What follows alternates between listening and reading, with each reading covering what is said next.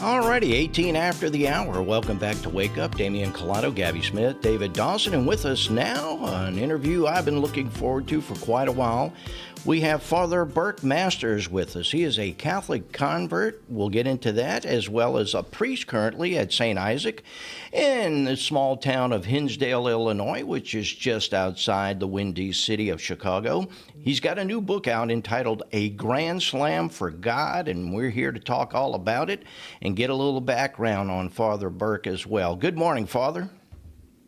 Good morning. How are you doing today? I'm doing great. It feels like I already talked to you because I watch your daily reflections every morning on YouTube. So what time you get up to get started with those? Actually, I usually record them the day before. Good idea. I don't have to get up so early. Exactly. Yeah. And I know I have some priests and deacons who listen, and they say it helps them as they prepare for preaching the next day. So it usually goes out about 9 p.m. the night before. Oh, okay. Well, I usually watch it around 5:30 in the morning, so I appreciate you doing that. Very helpful, to say the least. And that's just one of the things you do. But let's talk about your book. The fact that it's a Grand Slam for God. Tell everybody how you came up with that title. Actually, it was with some help from Word on Fire, Bishop Barron's publishing company. So I played baseball at Mississippi State University. I know many of your listeners probably are familiar with that. Yeah. Oh, yeah, we don't like them. Yeah, we still don't like them, even if when you were there. It still holds true today. Don't hold that against me. Nah, it's okay. Yeah, so I hit a Grand Slam in the regional tournament against Florida State to help Mississippi State get to the College World Series in 1990. And it was voted the top sports moment in Mississippi State history, which is amazing to me, you know, with the likes of Will Clark and Paul Merrow and those guys. But I thought it was going to propel me into the major leagues as well.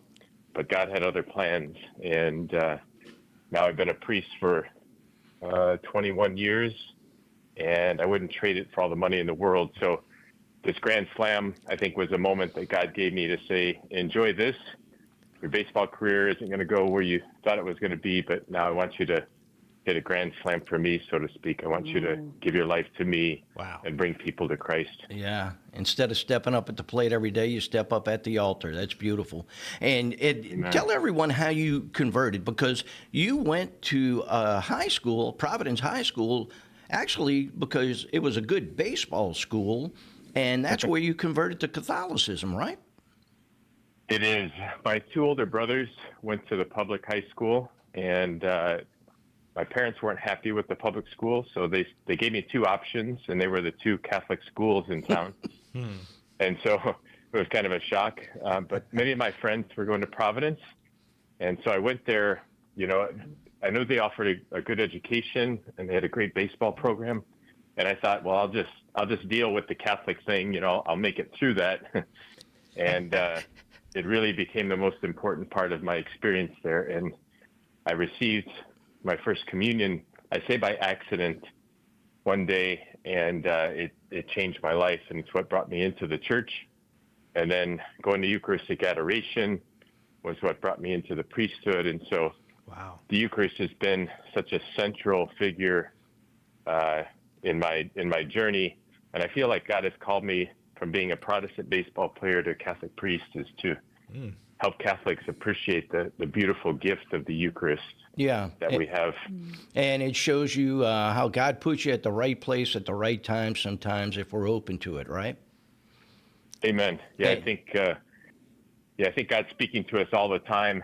But, you know, Scripture says you have eyes, but you do not see, and you have ears, and do not hear, you know. So let's talk about the fact that you became the chaplain for the Chicago Cubs. You still were able to stay involved in baseball. You got to know Joe Madden, who was the manager of the Cubs at the time, and I think he opened the door for you to be the chaplain, which in turn, you were the chaplain the year they won the World Series after 108 years. And me being a Cub fan since I was knee-high to my dad, dude, you don't know how exciting that was, but I didn't know that you may have had a part in that. You probably had the biggest part in it. Well, we're going to find out right now. Yeah, it is such a fascinating thing. I grew up, going to Wrigley Field, and I remember as a little boy saying, I'm going to be on that field one day. Wow. And I thought, of course, as a player. And in 2016, so Joe Madden, who's a faithful Catholic, he said one day, Father Burke, do you want to practice with the team? And I said, are you serious? So one day I'm out there on the field during batting practice, and I was talking with Kyle Hendricks, one of their pitchers in the outfield, and I began to cry. And I'm thinking, my first thought was, there's no crying in baseball. But my next thought was, it was like God was saying, this was your dream to be a Major League Baseball player, but now you're living my dream as a priest, and you get to do it in the major leagues. Yeah. And so being a part of that journey of the Cubs, after 108 years of futility, was just an incredible gift from God. I thought my baseball days were done when I went to the seminary, and God just brought it back in a brand new way. Sure did. Yeah, how beautiful. What was the special moment or element in that team of 2016? Some wonderful players that were on that ball club, from Addison Russell to Anthony Rizzo. I don't want to name them all. We don't have enough time. But he could. Great ball team. But what was special about that team? You being the chaplain, was there a good spiritual togetherness, communion with that group? There was, and there was a lot of youth, and they were always very relaxed. One of my favorites still to this day is Kyle Schwarber. And he's the most down-to-earth guy you'd ever want to meet. He has policemen and firemen in his family, and he's the type of guy who just shows up at the local firehouse and has lunch with the firemen, And that kind of, I'd say, humility, along with kind of like a playfulness and there was very little. Well, I mean, those situations are stressful, but because they had so much fun together, I think it allowed them to relax and play to the best of their ability. And it was a gift to be with them. Oh, I bet it was. And so what inspired you to become a priest? One thing I do want to note, your high school coach was your godfather, right? When you were confirmed and baptized. Yeah, so it's one of the gifts of being an adult convert. I was 18. You can choose your godfather. And Joe is one of my coaches and teachers, and is still to this day a very, very close friend. So